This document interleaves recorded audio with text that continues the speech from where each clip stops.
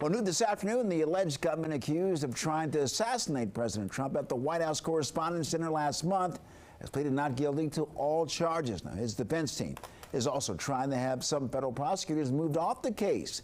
DC News Now's Randy Bass, who joins us live outside of the courthouse. Randy, what else came out of today's hearing?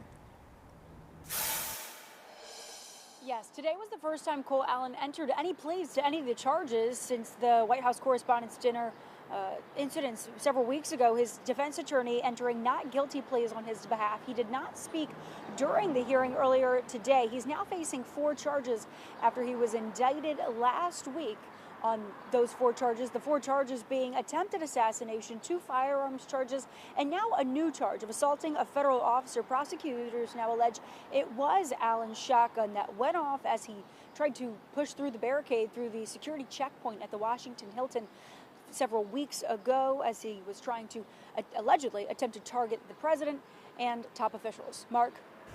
Well, Randy, the defense making a big ask, trying to have federal prosecutors booted from the case. What's their reasoning?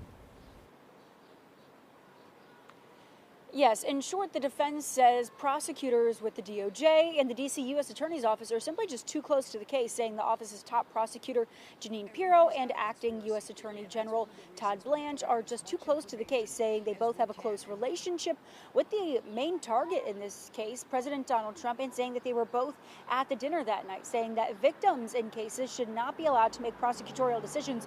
The judge did not make a ruling today in court. Prosecutors have until the end of next week to respond. Cole Allen, though, not due back in court again until the end of next month. In Northwest D.C., I'm Randy Bass, DC News Now.